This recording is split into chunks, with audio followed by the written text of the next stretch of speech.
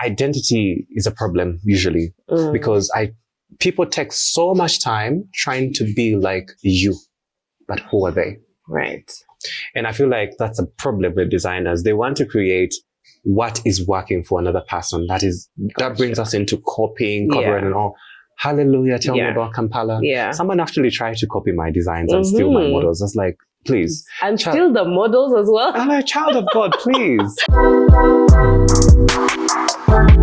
Welcome back to Kampala Mode. This is a space where we talk to all your favorite fashion creatives, whether it's designers, influencers, stylists, makeup artists, everyone in between. We just get them here to chat about fashion. Today, I'm really, really excited about the creative that we have today. He's a designer of a ready-to-wear brand called Axarya. Lincoln. Thank you so much for having me. Thank you for making that time today. Absolutely. Yeah. If for anyone who may not know who you are, could you introduce yourself? For sure. My name is Lincoln Axarya. I am the founder of Axarya. Personally, I'm a fashion designer, textile designer, and painter. Oh, painter. Okay, we need to get into that. Axarya, that's your name? Yes. Okay. It's actually my name. Yeah. A lot of people ask me if it's cooked up or something. Yeah. It's actually Hebrew. Okay. It's a very old name in the Bible. And it means God has helped. Ah, yes. Fun. You know, I was wondering, I was like, oh, this is cool. This is funky. I wonder where the name comes from. And okay. Yeah. Oh, that's cool. Before we get into what the brand is, I kind of want to know, like, what were you doing before Axarya? I asked this because, like, you know, when I saw the brand, I've seen a bunch of, like, the campaign videos, the ads and everything, and they're phenomenal. And the ready-to-wear space in Uganda is still so young. So it's like, I know that there must have been so much, you know, a little bit of history when it comes to fashion space. Tell me about that. Yeah, I think before Axarya, I was having fun. Okay. That's what I can say. I went to fashion school, the Margaret Hall School of Industrial and Fine Art, and I was there for several years. Okay. Immediately after, I got an opportunity to work with Wire. Okay. So I've been with Wire from the Genesis, and I worked a little bit with them. Yeah. And on their kickoff stage, it was end of the road for me. Okay. So I took a turn. I think it took me like 6 months to start Axarya from then. I'm just thinking. But I always knew I had to start my own brand. So yeah, basically I've been in between brands, also in between my passion. I really, really like fashion. Yeah. So I took more time to explore. I've done a little bit about actual designing on paper. I'm not so good at construction, but I have an idea. Okay. I've done a little bit or been around people who actually sell for fashion. And mostly my time was into fashion shows. So I've produced a few fashion shows on behalf of Makerere University. I've also worked with UN in partnership with the uni. So basically there is that whole round fashion something going on. And last year in April I was like, why not start my own? Okay. Yeah. Interesting. That was very condensed. Yeah. I as someone who has, you know, gone through the system, as we call it, you know, uni and all that, you don't just end up in the fine art class in fashion school. When was the first time you, I guess, realized that, oh, fashion might be my thing? I guess I was always fashionable. I had a very fashionable mother. She passed on, unfortunately, but I think she passed that on to me. Yeah. She was extremely fashionable. So before I even knew I was fashionable, I was fashionable. I liked it. Yeah. And yeah, when I got done with my high school, I did not think I would go and do fashion. Okay. Because for me, fashion was just a part of me. You know? Right. So I didn't even have an idea of someone can go and study fashion and expand it. You know how, we be down there.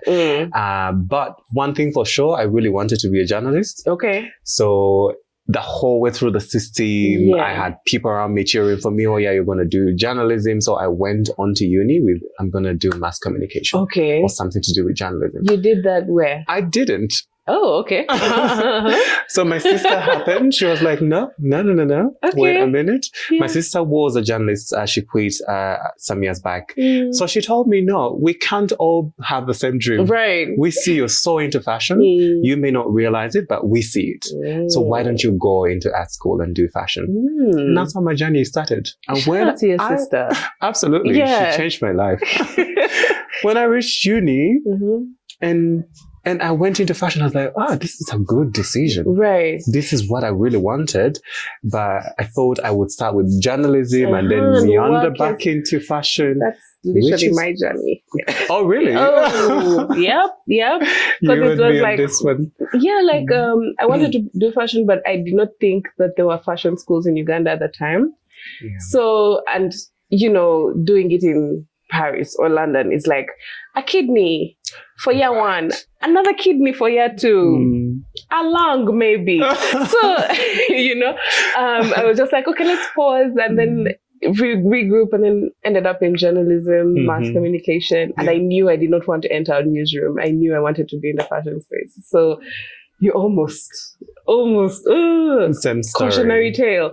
Yeah. But I think it's an interesting thing for people to see the things that come so naturally to you that you don't even rate them. Like in your mind, you're like, oh, I just do this. Yeah. I just, it's like breathing to you. Yeah. And so you don't really think of it as this thing. But yeah, shout out to your sister for, really Barbara, I'm sure she's going to be listening to this one. Barbara, if it wasn't for you, we would not have this amazingness. Yeah. So, tell me more about your time at Wire, though, because it's one of the spaces that I think really caught my attention when it came to making really affordable, ready-to-wear clothing, ready for the market. Yeah. No making an order beforehand. Like you walk into the store, you get what you need, and you go ready-made, and you're also not breaking the bank. Yeah. So, what was your experience there? Like, what were you doing? I actually learned a lot while at Wire. It was such a nice space for sure. Especially for the fact that I was just like fresh out of uni with all this energy. I'm just like ready to take on whatever. Yeah. I was mostly into designing. But of course, it wasn't just designing. So I was into designing. I also learned to go source fabric. I was downtown right there, looking for fabric. Okay. And then when I'm done with the fabric, I'm sitting down on my computer planning what's next. Right. What's next? How can we make it faster and easier?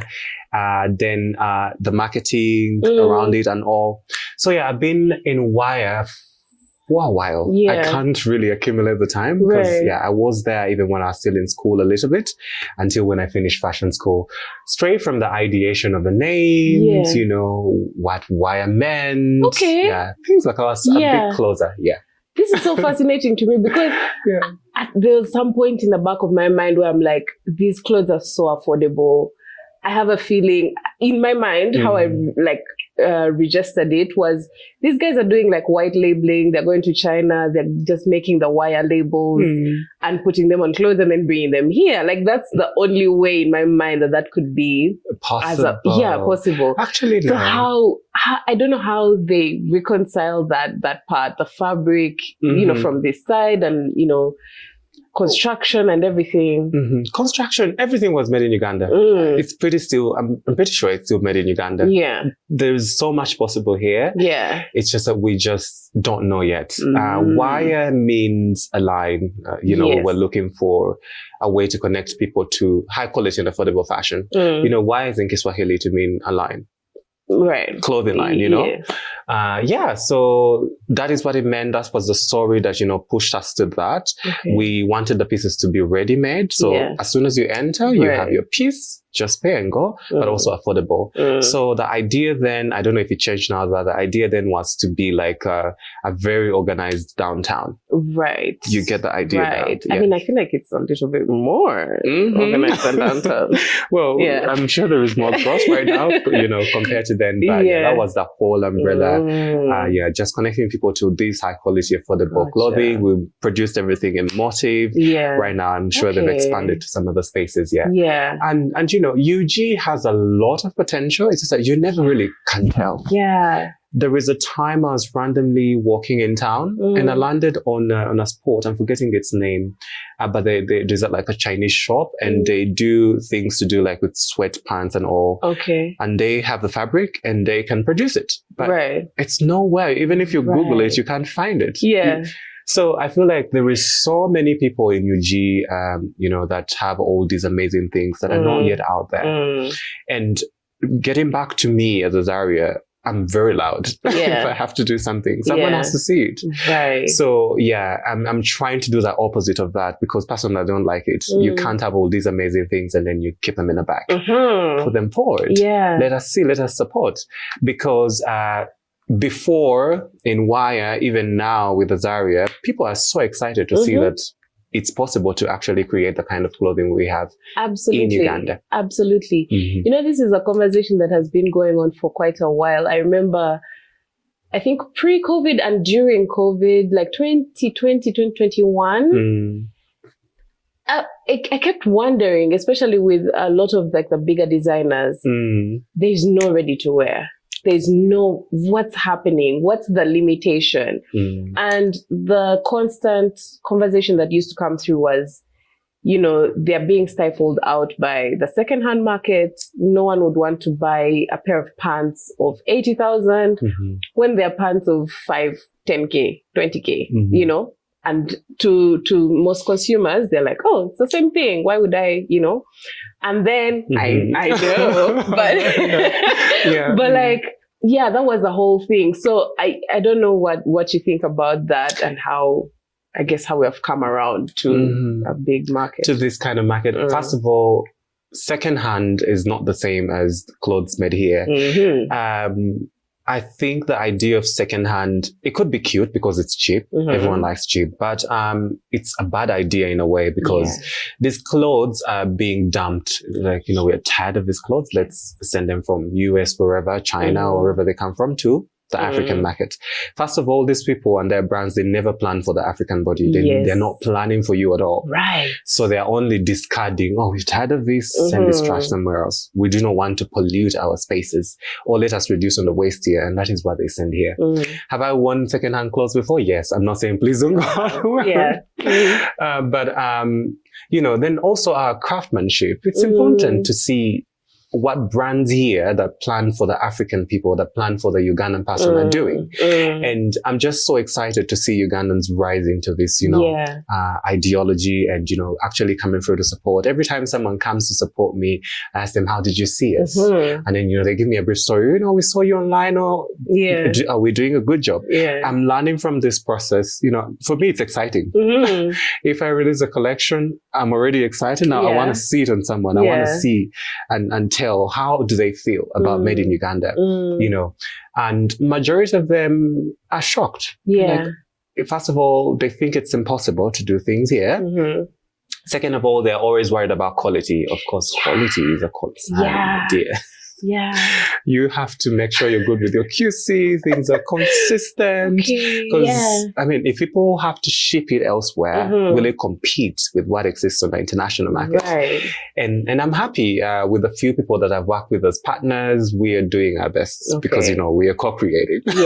If Motive is, handling my production, construction and all that, I'm going to give them this push and force of I need this kind of quality, I need this kind of consistency until they get it. And the more they get it is the more they are bettering the whole entire community. Gotcha. Because I have so many designers, young designers out there who reach out and they're like, Axarya, where do you make these things from? How do you go about this? And they don't even know that I source the fabric downtown. Right. Everyone thinks I studied from Italy, where I've never been.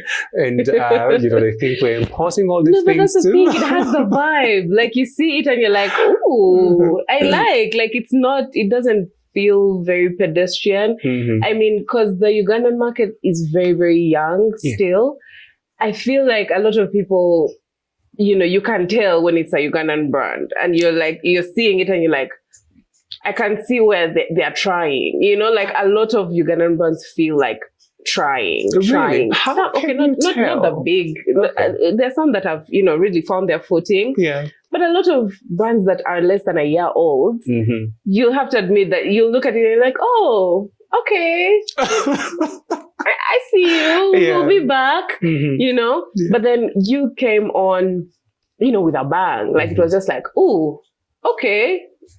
Glory to God. Yeah. Glory to God. Amen to that. Yeah. I am curious about the creative process. Starting with, what's your favorite part of the creative process? I think everything. I can't say this or that for sure. Sometimes I'm just happy going downtown, mixing with everyone, you know, touching the fabrics. Other times I'm just bored by it. You know, it's intense. You're down there in this kasana and a lot of people, you know, sometimes you even get a headache, so many colors to look at. So I'm just into what I want at a point. Okay. And I'm involved in the entire creative process, all the way from sourcing the fabric to ideation to the actual shoot. I have my DNA somewhere. Yeah. So I can't say my best part of this whole creation is specifically this, but what I take most time doing is actually the design process. Sitting down back with my phone or my PC or a notebook or a drawing book. I don't limit myself to, you know, I can write a design. Like, okay, for example, I saw you in this and I'm like, she was here on hosting me, you know, like right now. How can I translate that into what I want into a design? Or how can I better that? You know, what else can come out of that? Or I could be, you know, maybe at blankets. I don't happen to go out a lot, but I go to blankets. And then I just see what people are wearing generally. How are they feeling? By the way, the space in blankets is very fun to look at. Very fun to look at. Just like, ooh, it's very festival-esque. Yeah. And it's not so crowded. So that's what I like. It's not loud as much as it is. I don't want to say it's not. So you know, take a look at what they're wearing, how are they feeling, why are they there? All this information is just right there. Yeah. So you come back and you're like, okay, they were wearing mostly shorts. Right. Can we come up with a shorts collection? Where will it go? If it's going to blankets, where else can it go? I like to have versatile pieces. And you know, Ugandans are really versatile. Yes. They want to mix match, change this for here. And I feel like we like to wear when we're going out. We're always out on point.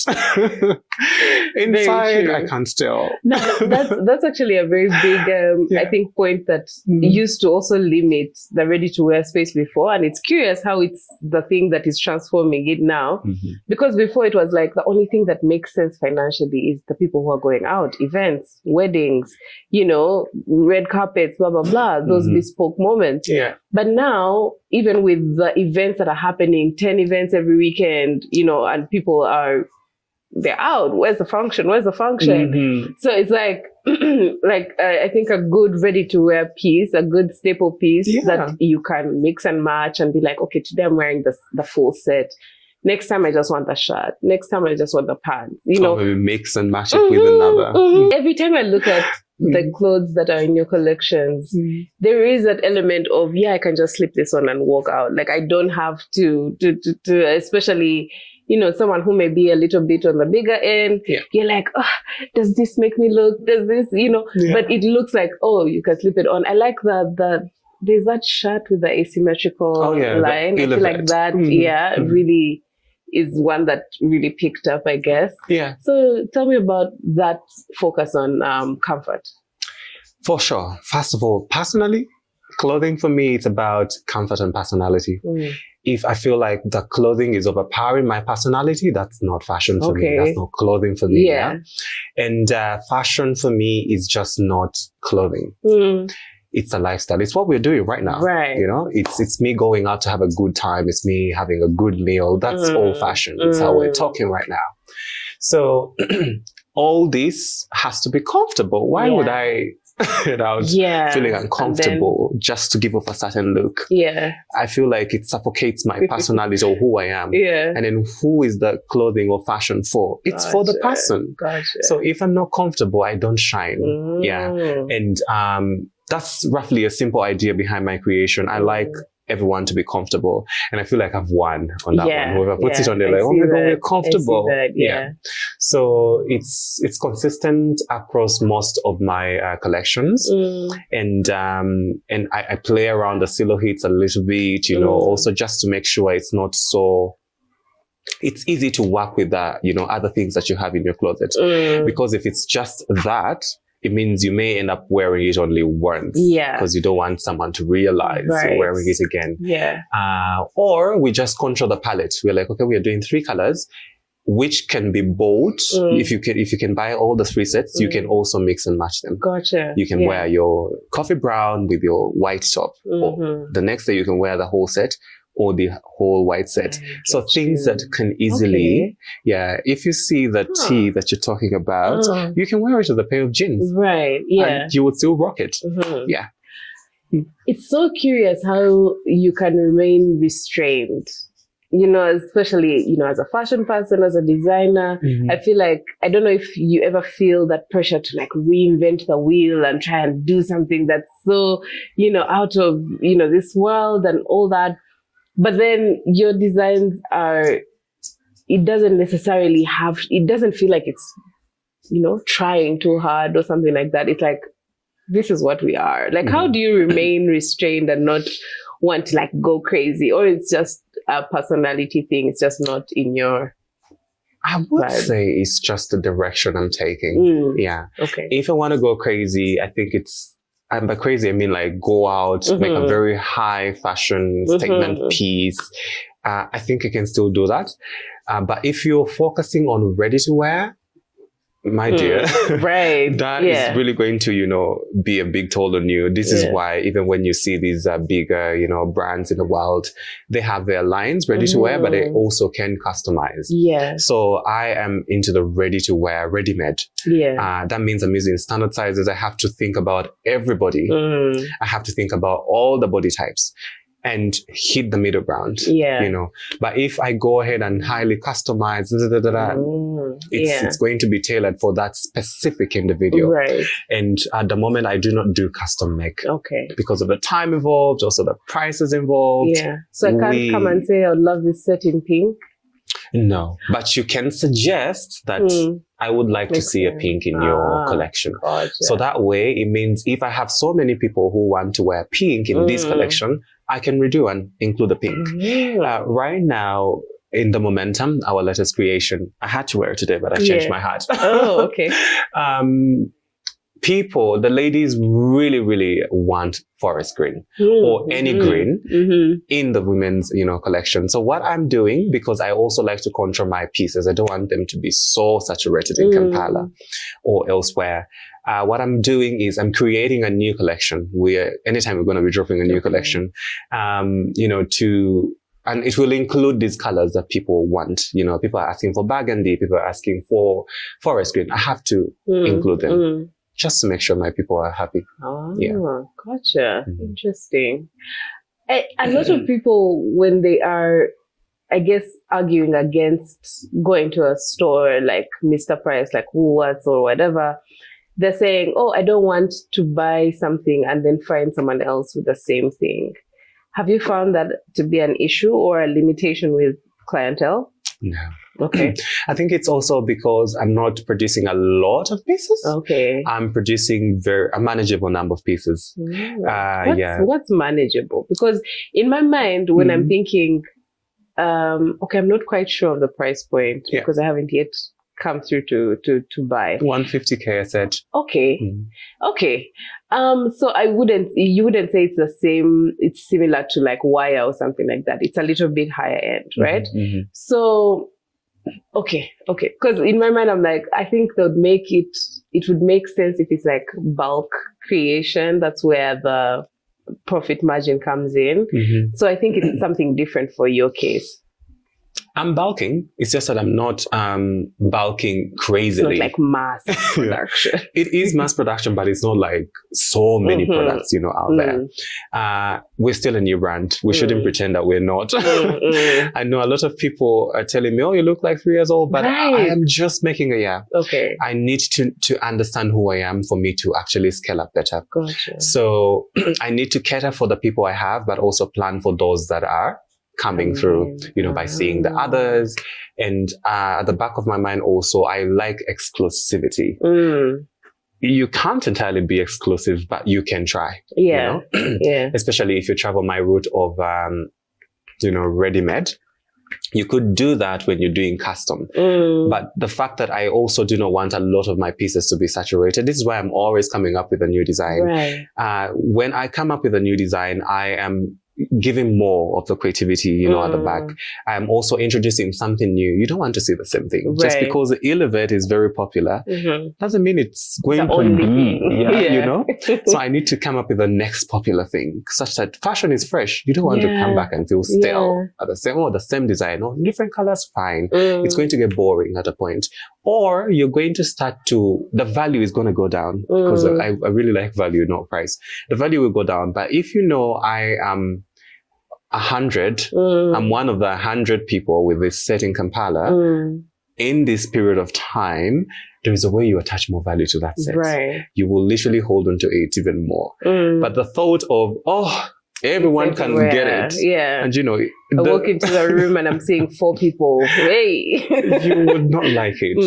You wouldn't like it. You will like the fact that you have the set, but as soon as you see that, you may change your heart. So that is why I keep, bringing new collections to keep it fresh, to keep it going, to keep it seem like I've been here for a long time. Right. Also, how often do you release a year?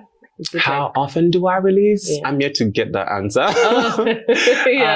Because I think we released Illivet we did 3 alterations for the Illivet. Illivet is the one with the illusion of a Axarya logo. That one was very, very popular. Is still very popular. I think it's the most popular piece. And then we jumped onto Zip Nouveau, the one which has an Axarya label here in aluminum, an aluminum accent. I don't know if you've seen it. Then with shorts. Okay. Yeah. I think I've seen the short. It's the shorts that I paid attention to. So that one is really famous. I think that campaign really, really worked. Yeah. It just went out, took us everywhere in Africa, and we're so happy for it. And then we also did for women. Initially, I started as a men's brand. Right. Because I thought, people kept on saying that, purchasing power is for women in terms of clothing. And I kept on thinking, I'm like, really? Fine, they're buying, but is it true? Because I feel like most of the women that were buying, especially those that I knew at least, had a guy to fund. Right. Or at least support. So who really has the purchasing power? I mean, here's the thing. If he was on his own, he may not have made the decision to buy.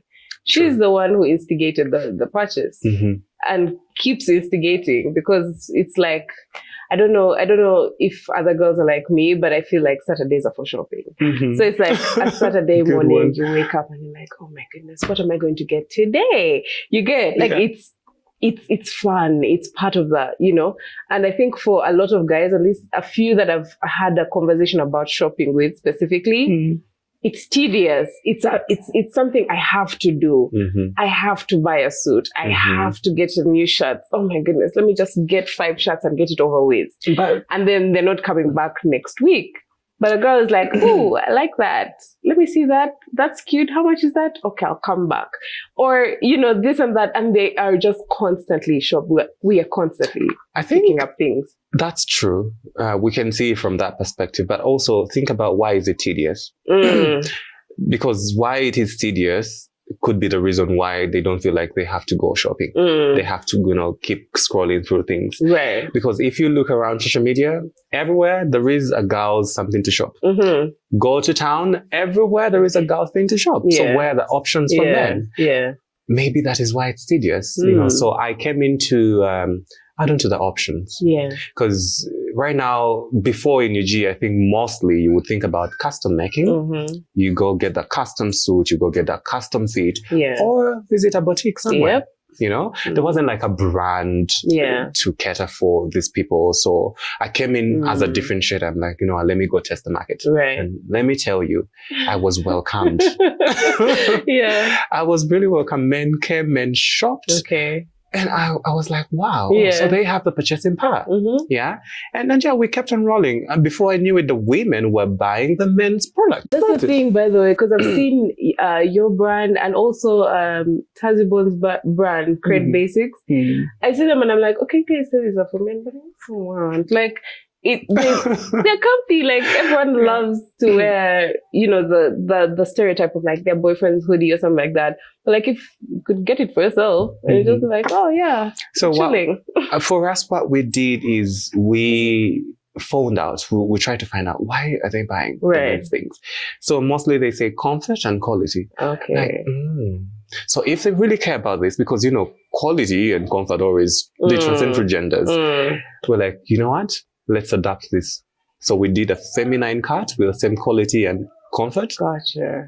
And women start responding. They're not so many compared to the men. Okay. But we are getting that reception now, especially with momentum. Yes. Elevate and momentum, those ones have really brought in traction from the women. They are now paying attention. They're now sending in requests, ideas. They're like, just do this for us. Maybe try dresses, maybe try this, and the creative Could journey. Dresses be in the near future? Yeah. Dresses and skirts are already in my queue. Okay. Yeah. Oh, that's interesting. Yeah. Let's talk about some of your campaigns. I mean, what does it take to create the perfect campaign? Is there anything even called the perfect campaign? I only think it's perfect when it gets the right reception. Okay. When it gets out there and people understand it and people relate with it and people like it, then it's perfect. Maybe. But I really think that whatever you create, as long as it communicates, it's perfect. Okay. So how do I get this? I can't even say it's this or that. I just sit down and think of the story. Okay. For Elevate, it was the fast. It was my debut collection. And, I told you all these creative things, comfort, different shader. And looking around Kampala, what do people really care about? And not ironing these. And so I was thinking or looking for a way of approaching, sending it out there. How is someone going to receive it? You can ask me, are they able to see that it's you shouldn't iron it when you get it? Is it comfortable? Can it be seen on the videos or the reels that I'm sending out or the pictures? And this kind of like informed me on how to start. And I started from wherever I was. Okay. We started from Tuvayo Market Day. Shout out to Tuvayo Market Day. Give me a platform. Had no store, no nothing. So I started from Tuvayo Market Day. I met a gentleman called Gabs from a friend. Gabs is the former, I think, brand manager of UBL. It was amazing. Someone just came up and is like, you know what, Lincoln, I really like what you're doing. Put me in your clothes. Before I know it, it's like, I love this. It's comfortable. And the story started from there. So we did some few videos with Gabs. I have a friend called Simran. I don't know if you know her. Merali, she did my first pictures and videos from Motive. Right. So we did that for fun and, just to throw the brand out there a little bit. And when we got this reception, we're like, okay, we need to take it 10 times more serious. So that is when I started, reaching out to spaces to collaborate with, because, when I'm putting out my videos, it's not just my clothing. It's the whole lifestyle something going on. So it shouldn't be boring. When I want to buy something, I shouldn't just be there turning, posing and all. I find it so traditional, boring. It's what I see everywhere else. So I wanted to tap into all this energy of, it's not just the clothing. Fashion is not just the clothing. It's you. It's what you're eating. How you exist in the clothing. Literally also where you're going. So that just opened up my world. And we kept on moving places because traveling is also fashion. It's in style. So we kept on, moving to a few places here and there. We did several collaborations. I love collaborations. Anytime, I think my best collaboration so far should be the one I did with Danielle. We understood each other. Danielle Perfumes. And up to now, people still tell me about Danielle and people ask me about Danielle. So one way to know it worked. So that is how I come up with my concepts. And sometimes most times I just like it simple. I don't want you to be overwhelmed by what you see. So it shouldn't be highly edited because, all the time we're on social media, we're on our phones, scrolling. We may not realize that we're getting fatigued, but the simpler the reel is, the better, because you then just relax and you're like, then you'll pay attention. Interesting. So I tend to view life from such an angle. I know, I'm just what I think. I'm who I think. So I think everything is supposed to be simple. You've talked about something that, I wanted actually to touch on a little bit later, but like can't talk about it now. Okay. That fatigue with, scrolling all day, as someone who is chronically online myself, sometimes I'll see a work of art, I'll see, something that people have put together, and you see that so many hours and, energy, blood, sweat, and tears went into creating this image. Yeah. But I'm scrolling by it, or like I'm just double tapping it and continuing on with my day. Yeah. Do you feel like social media is, either disrupting the traditional space of fashion, where it's like fashion shows, showrooms, boutiques, whatever, versus shopping online, you're looking, or does it make it a fleeting thing where someone is like, oh, that's cute, okay, bye. Does that, what do you think about that? I think social media is really amplifying fashion because it's in style as well to be on social media right now. Reason being is not everyone is going to come to your space physically. People are busy. People are in different countries. People want to support you. There's so many Ugandans around the world. Right. Who would like to see what's going on in their country, what's going on in fashion. They may not come physically to see your collection, but they can actually see it through social media. So in my view, social media is amazing for that. But it all goes back to how you present it, how you claim your space on social media. Yeah. If someone is coming to your page, how do they feel? Or do they just be like, if I randomly bump into an Axarya video, well and good. Or do I specifically need to go see what's new on Axarya's page? Right. So there should be that curation and simple direction. It should be so simple, Everyone is talking about relatability, but how do you implement that into a reel, And what is relatability to a lot of people? It could be different to you and different to another person. So for me, I just claim on making it simple because, for people to see, for people to relate, for people to feel like they are the ones in the clothing.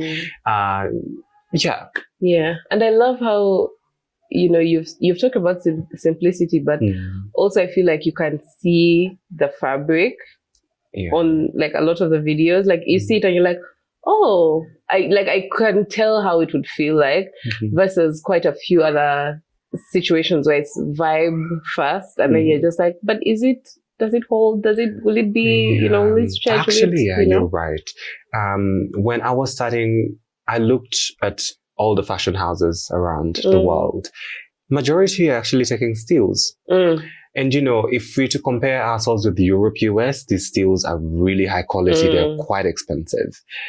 And not everyone here gets fashion photography. I'm not going to name names, but not everyone gets fashion photography. So, and then I also wanted to be different. So I sat down, I'm like, what am I going to do? Right. I realized reels move faster on the socials. Okay. The videos really move faster than the pictures. And then in a video, you can capture more detail because you're capturing so much, the rounds, Pictures are boring. However cute they are, you get bored because it's the same damn thing. But if I'm looking and someone is turning, someone is showing me here, someone is having a good time, I keep imagining, how did they turn? Why are they smiling? Right. Where are they? There's so much to expand on, So that is how I came up with the reels, and majority of the visuals I have are reels. And to also make sure I take more advantage of the reels, I had to capture the details of the clothing because I do not have a lot of pictures which would capture this. We get the zoom ins and, add them into that. So as you're happy thing about, you're like, oh, that's the fabric. Oh, it looks like it's stretchy. Right. I think I need to go to them. Or can I order online? Is it easy to order online? One thing I know about UG, websites, everyone wants to see them, but I don't know if they work here. But in my view, mine is still new. People would go. Do people shop on the website, or? Let me tell you, I've barely got any. Right. But it's shocking. They'll tell you, we saw this on your website, and then they come to your WhatsApp. Absolutely. Or they come to your Instagram. Yes. I don't know what it is. I think it's the thing of like, having known all these other websites traditionally, like the Amazon and Alibaba or whatever, and then you're like, oh, I have to buy this, and then there has to be shipping. Like, there's that mentality of like, there are extra costs that come through buying on the website. And so I'll be like, okay, what's the WhatsApp? Let me go on the Instagram. Let me be in the Instagram DMs. I think it's just our culture here. It is. It is. Email marketing as well. I'm yet to try it, to give it a try, but I feel like also email marketing is not a bit iffy. Yeah, it's not as effective as, WhatsApp and, direct messages and all. How's the TikTok space? TikTok is fun. TikTok is high energy. I like TikTok, but I wouldn't say it's quite fashionable. Okay. That's just for me though. I've had people say that some people like in the business space saying that TikTok, you'll get the views, but you may not get the sales. Is it true or in your experience? I think it's true, actually. Okay. I think TikTok sells. There's so many clients I've gotten off TikTok, and they don't look like they would be on TikTok. Someone can be like, I saw this on TikTok, like, oh, what? You saw it? Yeah. So the next question would be, oh, how are we doing? Gotcha. Just see how we can improve. Yeah. My TikTok is doing okay, for sure. I still need to give it a push. But I still think that Instagram is more organized. The app is more stable, But if you're looking for Gen Z and high energy, and interactions, TikTok is good. Yeah. TikTok is really What good. would you describe your client base to be?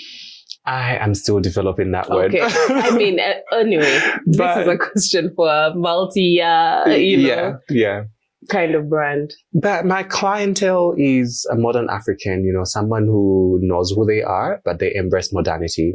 So they respect their, traditional backgrounds, but they are not closed off to trying new things, new technologies, new advancements in whichever space. That's my kind of person, and that's still very broad. So if I'm to look at age, it's also going to cut off, because of late, there are many parents calling me, telling me their kids are obsessed with my clothes. Oh, fun. Yeah. And, I don't really create clothes for children, but I can't they say kids. Do they mean like teen kids or something like that, or kids younger? Can be anything. So, but kids can also vary in size. You may find that my standard small could fit a 16-year-old kid, So I can't say I don't sell to kids, because if the kid wants the clothes and they can afford, Absolutely. At the end of the day, you sell to people who can afford what you create, and people who know what you're creating. And, people you're directly solving issues for, people who want comfort, that's my client. People who want ease when it comes to fashion, that's my client. Just to feel like their personality is amplified. No stress, no nothing. I just want to look chic and go get the set, pair it with a quick sneaker. I think you're seeing a lot of sneakers in my videos. That is how easy it's supposed to be. Go get your sneaker, no need to polish whatever. As long as it's clean, slap on your stockings, your set, simple watches, jewelry, good to go.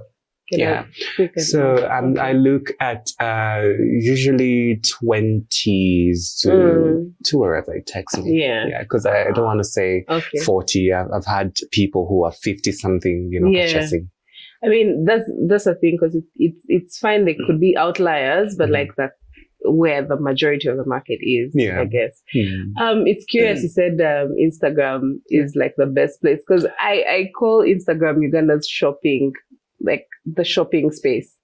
Like, I'll shop on Insta, like, go save what you want to save, check out, come back, browse through the catalog, that is the page, and then, make the purchase. What you want. Absolutely, I think Instagram is that go-to space for sure. People may not be so interactive like TikTok, but Instagram is that spot.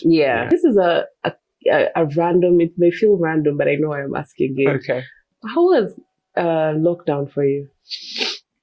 Where did that find you? Lockdown for me in Uganda. The first one was a really horrible, glorious Jesus. Why did you ask? I know I'm getting somewhere with this. I was home, and when the government was giving out free posho and beans, I think we got some, and these things just couldn't get ready. Wait, were you working at the time or no? No. Okay. I wasn't working at the time. Okay. Yeah, I was just a child in my father's house. Yeah. And, that's when I ate the same food for a week. If you're eating you're eating portion for the week. Gotcha. If you're eating this, you're literally just having that. It was horrible. The fast food was really horrible. So when the second one came in, I had already adapted. Okay. I had a lot of fun. Now, I was alone then. Yeah. I was alone then. I cooked, I drew, I painted, I did it all. I did it all. Yeah. And what did that do when it came to...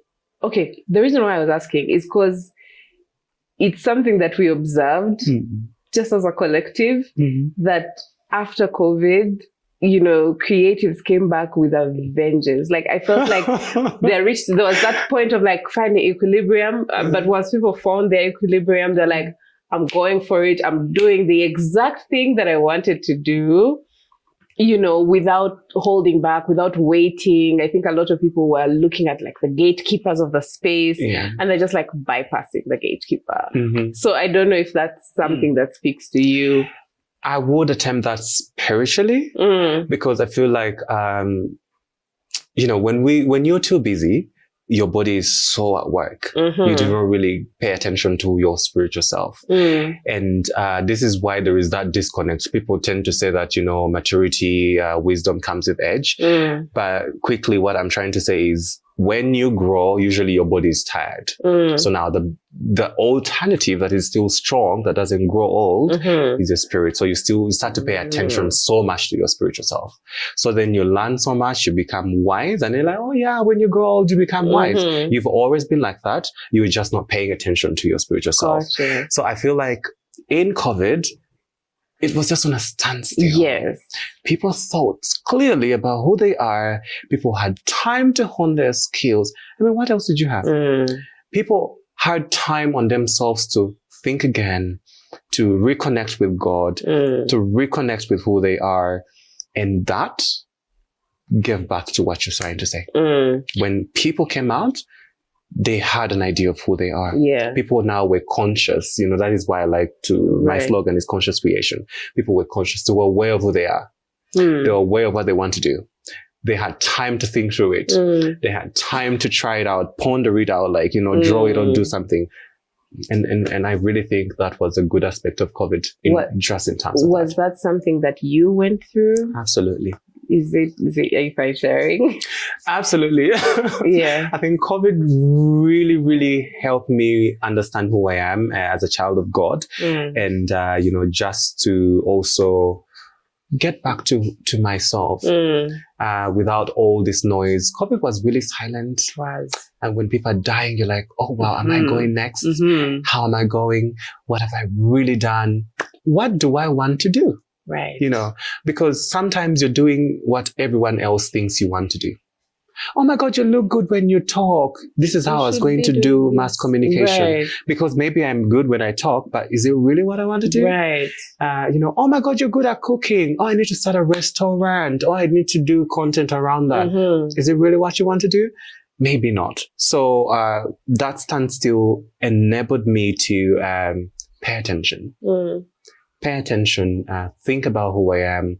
And I remember also watching my favorite movie so far, that is Game of Thrones. Okay. So many lessons to learn. Yeah. And I had so much time. I literally last year, I had to rewatch it. Yes. Sidebar, who is your favorite character? I think I picked more of the lessons than the characters, but I like Arya Stark. Okay. I like Arya Stark. And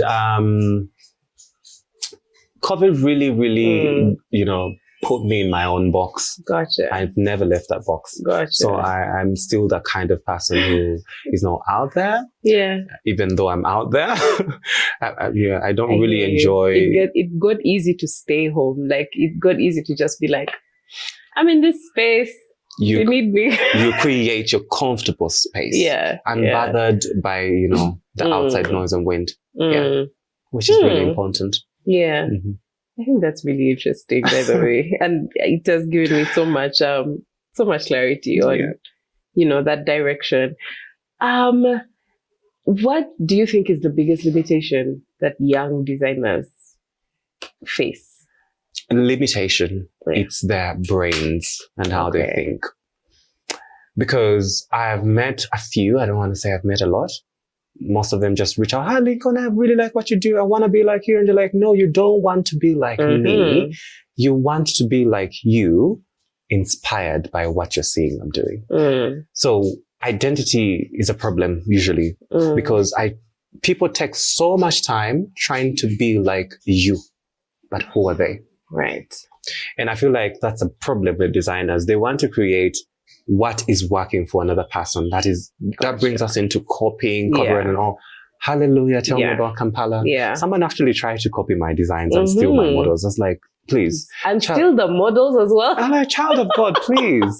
They couldn't even find different bodies to wear their because it's easy to confuse the crowd. Something is closed and then they're seeing the same face and you're like, Right.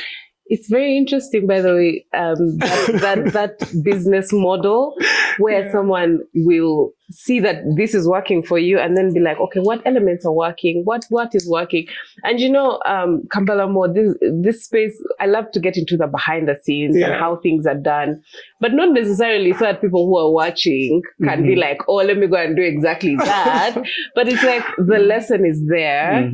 See how to adapt it for yourself. Because by the time you want to do something, there's a collective energy where other people are also waiting to receive what you have made, or what you want to make. So just make what you want. If you don't want to make that, don't force yourself just because you're seeing Axarya selling so many, Glory. Just, to take you back. Of course, that is what actually inspired me to start making stories. Why did I create this collection? Because then people can relate. Gotcha. Next time you try to copy, they will literally tell you, oh, these are clothes that look like Axarya's. Right. And I have one already. Right. And when I released my first story video, oh my God, it just blew up. Yeah. It really blew. It took me places.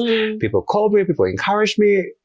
Beautiful. Yeah. So that's one of them. Why a limitation. It all starts from how you think about yourself, because I usually tell people you are what you think. If you think it difficult, child of God, it's going to be very difficult because that is what you think it. If you think it easy, it's going to be very easy. Yeah. For me, it was easy to start. I don't want to say it wasn't, because I thought it easy. I started with whatever I had. Okay. I didn't take a loan. I didn't require a relative to come and fund me. So when you say, actually, yes, when you say that you started with whatever you had, a lot of people who they'll have this story. I started with one table and now I have this entire interior decor business. What was starting Axarya like? Did you have to save up for X amount of months? What did that realistically look like before you got into it? After COVID, I got a saving culture. Okay. So I started doing a little saving. I'm not saying I saved all the way from COVID. I saved for the year. What you mean. At the end of the year, I'm going to go have a good life. Gotcha. A soft life is important. So, I saved a little. So I developed a culture of saving through the years. Okay. And every year I save and I target. I'm like, I need this to feel better, to feel light, to improve on my quality of life. So I kept on doing that. And now that year when I left Wire, I got a job to work, to produce a show, Market 100. That wasn't Market 100. It was UNDP, Youth and Innovation Expo. So I produced the show. I knew I was leaving Wire. Everyone else was just praising us. Oh my God, you've done so well. I'm like, thank you so much. But in the back of my mind, I was like, I need to start my own brand, because everyone thought I owned Wire. Right. And it just struck me later. I'm like, what? You guys think I own Wire? And each time I told them I do not own it, they're like, no, you're just humble. Like, They're like, no, literally, I don't own it. This is the truth. So since people already saw me as that, it means that is what I was communicating. That was the energy around me. Why not start my own? Yeah. So I sat down and I said, what does it take to start a brand? And quickly you're going to think of 50 millions. Oh my God, I need 50 millions. What part of the kidney do I need to sell? How am I going to convince someone? People are thinking of investors. I think when I invest in an idea that they really... So I was like, I'm a child of God. This has to come to me. And when I sat down, I was like, okay, what does it take? I was so around people who have businesses, who have done all these things. I was like, no, I'm not going to stress. You know what? I got my money. I had $1 million by then. Okay. I think after my payment and all, I had some money. So what I did, I bought my first phone. I didn't carry it today. I like Samsung. This is the new one. So I got a 23 Ultra. I was like, I'm buying this phone so that I can be able to take my videos. Okay. It's so funny, right? You started from the phone. From the phone before the my clothes. Friends are like, you're crazy. Yeah. What? Are you sure you're just not showing off? Because it was the latest in 2013. And they're like, oh, maybe you just want it. I was like, I actually like the phone, but I'm buying it for this. Some believed me, some didn't believe me. But I was like, regardless, this is my journey. So I got that. I also bought those, stalls. I don't know if you know those racks. Okay. Usually metallic bars. Yes, with like, the ones that move. Yes. So I got 2. Okay. I put them at my house. I'm like, you know what? I'm saving for my soul. This is soul. so curious. Oh my goodness. Yeah. And my friends are like, Linton, what? Are you crazy? I'm like, no. I'm actually serious. I'm doing this. And they're like, okay. So I moved on. Every month, I would get some money, go to, what is that called? I confuse it. Where the fabric is? No, there is like a corridor. Yeah. No. The other Chi. So it's a corridor.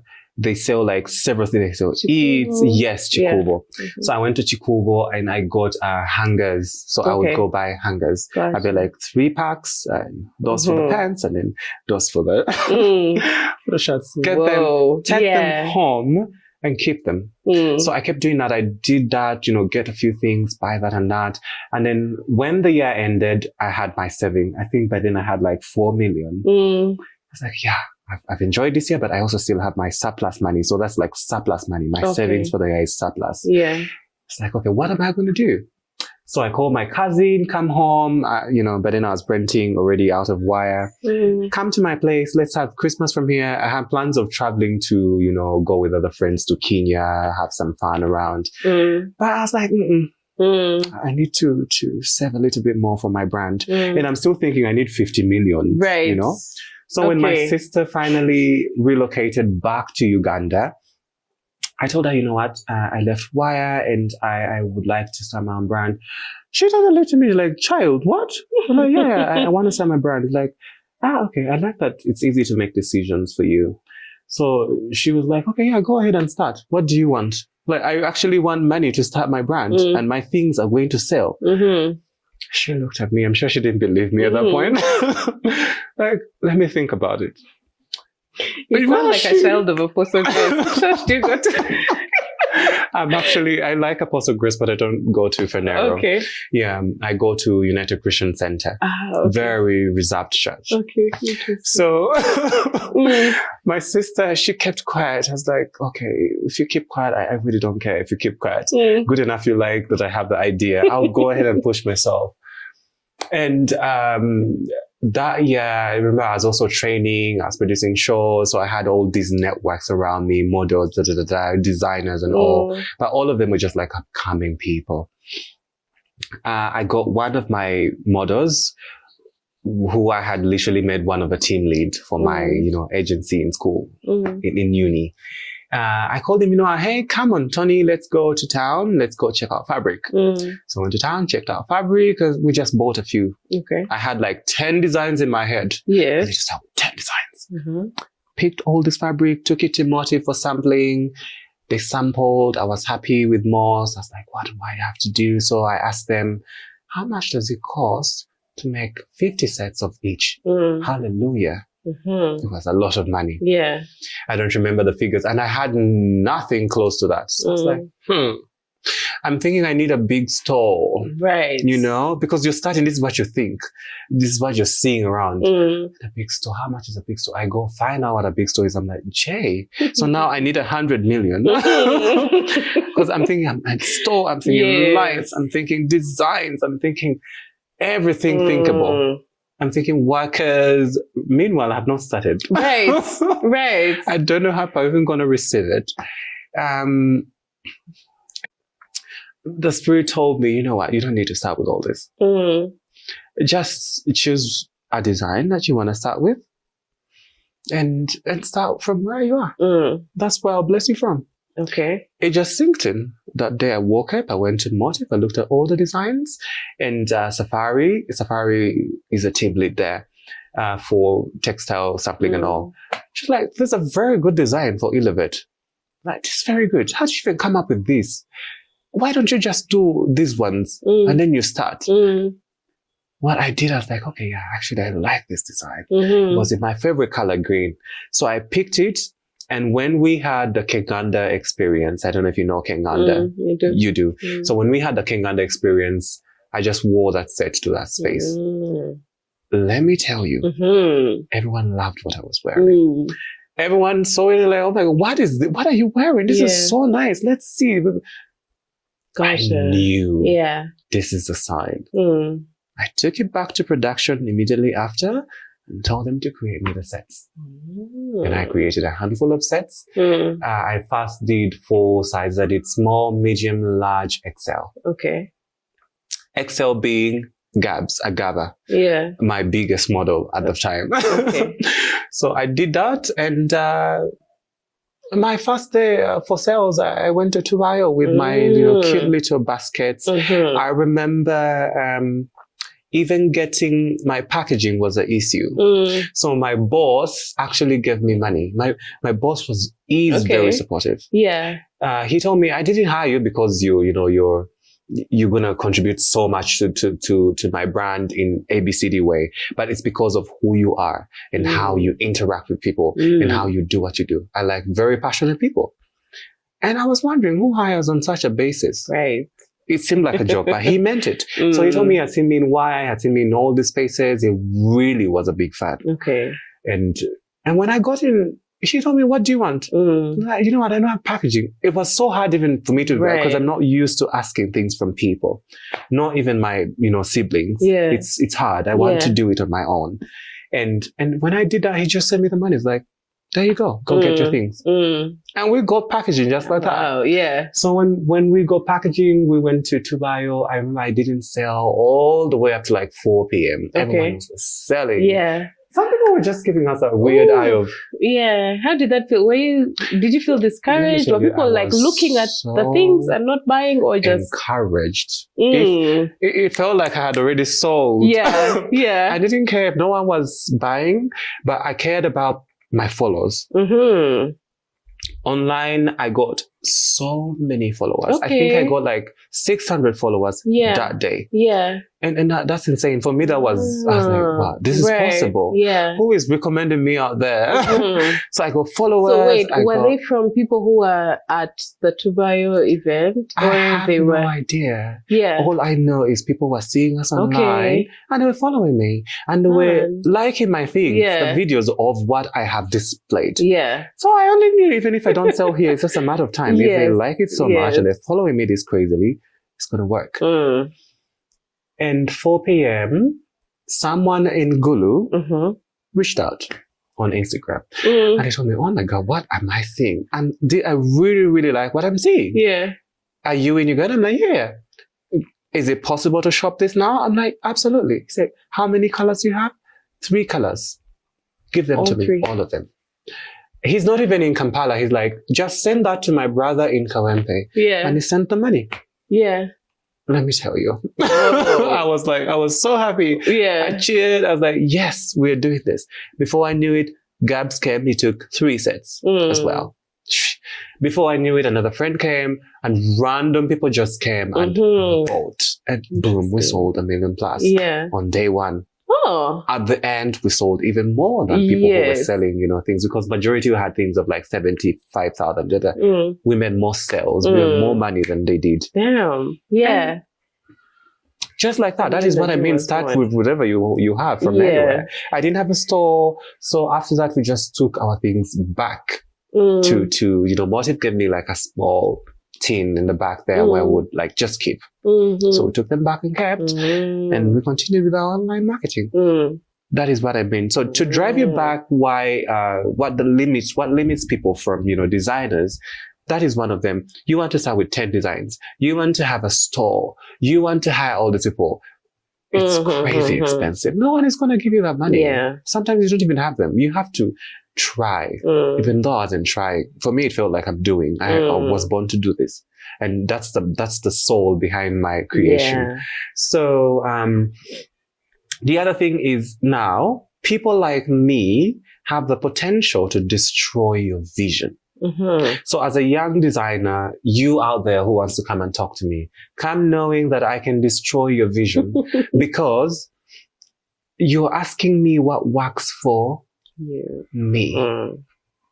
But what you need to be asking is what will work for you, ideally. What has worked for me, you just need to learn from it. Because I may be skilled at selling ready to wear, but your skill may be custom made. Or maybe... Or couture. Or I find that the couture space right now is... It's booming. It's booming, but like I'm not seeing a lot of the younger designers in the couture space. So many talented people. Creative, I've been to school with a lot of talented people. I don't even know where they are. Sometimes I'm like, what?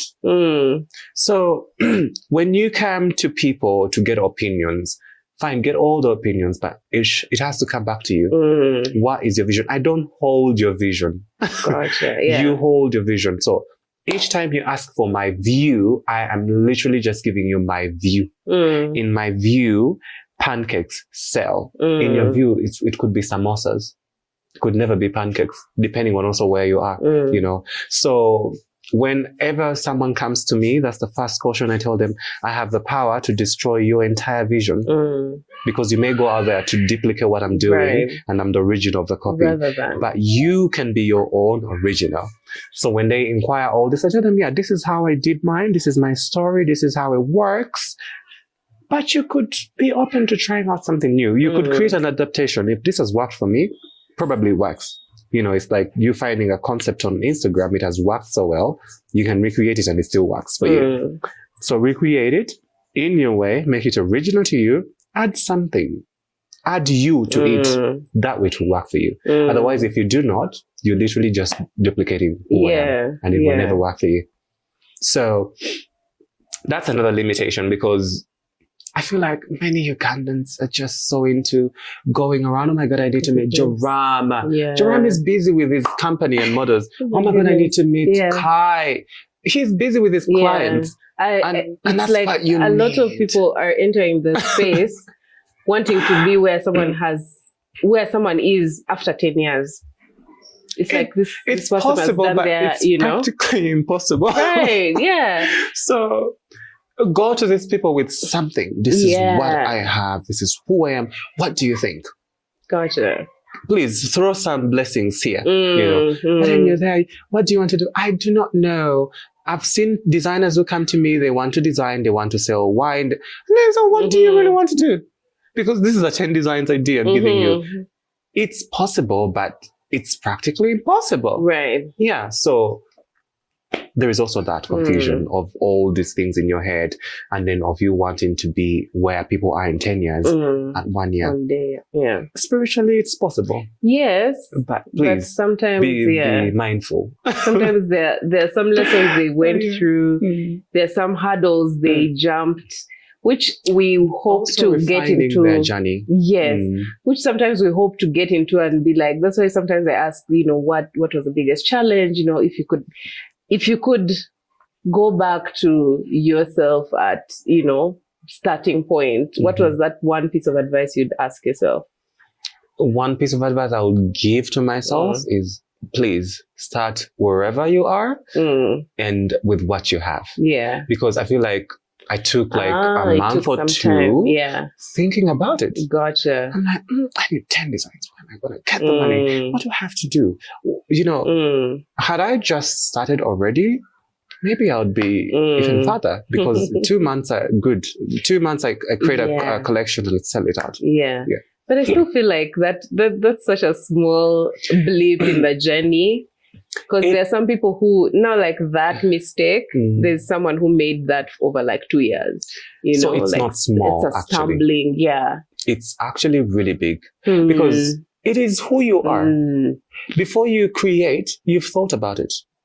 It's an idea that you're realizing. So just because the physical one is present, you can touch it. Actually, what is more impactful and stronger is the one in your head, the idea. this house was an idea before. Yeah. But right now it is here. Without that idea, this would never been here. Absolutely.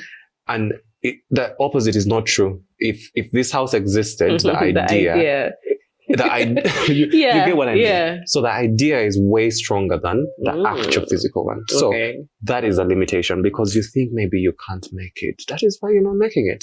That is why you're not creating. That's why you're not blossoming, because you are holding your entire creation and existence behind. Yeah. It's very, very dangerous. I love that in all of this, you have not once mentioned financing, funding, capital, whatever. Because if you're thinking about young designers, the first thing that I think other people would obviously be like is, oh, they don't have the capital. They don't have how much, money for the fabric or whatever. But it's the mental thing that is bigger for you. I really don't think that's a problem. I don't think finances are a problem. It could be a challenge. I mean, right now I need finances. If you give me 100 millions, why not? Right. I will take it and, improve 10 times more. But is that really a problem? I'm still scaling. Stopping you from creating? It's not stopping me from creating. And the more I create is the more I'm going to be appreciated. Is the more I'm putting myself out there. Is the more I'm attracting abundance. So I should not tie myself to who I have to be in the next 2 weeks, to who I have to be in the next 10 years. If you do not start now, you will not be that person in those years that you're thinking about. That is what is dangerous for a lot of these people. That's what they need to immunize and start. So, I mean, I have a few people reaching out, investors and all. I'm not looking for investors. A lot of startups I know, everybody's looking for an investor. Oh my God, I need an investor. I'm praying. My child. All this time why don't you pray for your craft instead and try, do 10 pieces with what you have. Next time, you've multiplied to 20, to 30, to 40. It works. It's working for me. But, and right now people are reaching, we want to invest I'm like, let me think about it. Let me pray about it. Do I need it now? Maybe. Yeah. But, maybe not. Maybe not. Yeah. Sometimes two heads are not better than one. Sometimes. It's a very nice worldly saying. That, two heads are maybe. What's your unpopular fashion opinion? I really, really don't like too many accessories. I have necklaces, I have rings, I have bling. Oh, no, that's not me. I like it. That's okay. You're a lady. The palette is nice. This is not a lot. Mind you, every single one of them would have like 2, and then you have like a small one here, then a long one, then one for here. Then you get what I mean? And sometimes it looks really good on people. For me, it's just not my taste. So you wouldn't find me that. I feel like it's suffocating and not shining. For me, it's the personality. Then the clothing's secondary. Interesting. And what's the most beloved item in your closet apart from your brand?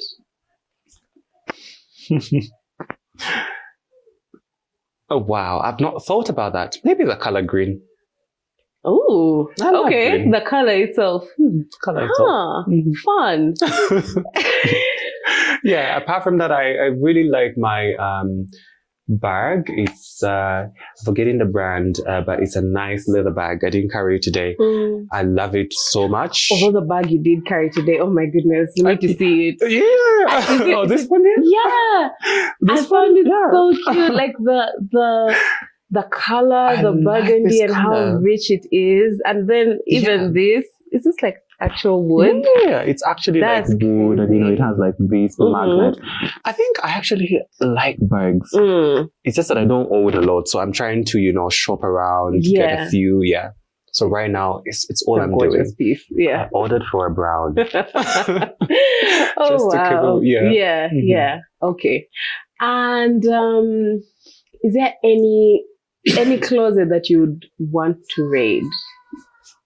Is there someone's style that you really love? I think I like people's styles according to context. Okay. Yes. So I would really like your style in the moment. But it's not like the entire way you do the things generally. Okay. So those specifics. I think Ntale is really amazing. I should say Ntale is really fashionable. Okay. And remember, fashion to me is not clothing. It's the whole damn thing. Lifestyle, how you talk, how you go do your things, who you're meeting, how you're doing things. I really, really connect with Ntale. So I like her lifestyle. In terms of, just like styling, I think Juan is really doing an amazing job. I don't know if it's Juan or Juan. So, but you know him, yes, Sabir, I've stalked him a little bit. I like how he puts together his pieces, his colors. Yes. Personality, Joram for me, for sure. Oh, yeah. High on energy all the time. Every time he calls like Lincoln, this is what's going, and I really, really like his energy. What else? Yeah. So basically, yeah. Yeah. I like that it's very encompassing of more elements than just the clothes. Not just clothing. Yeah. Because fashion is never about clothing. Interesting. Yeah. It's been amazing talking to you today. And I kind of wish that we could even just talk more because your aspect, your outlook on the world of fashion and what it means, I think is very refreshing. So thank you for honoring the invite and just coming and, chatting fashion with us. Thank you so much for having me. Yeah. It's been a pleasure talking to you. Thank you. See you guys next week. If you like this video, make sure to check out the rest of our page because there's so much more for you to see. Make sure you like, share, and subscribe.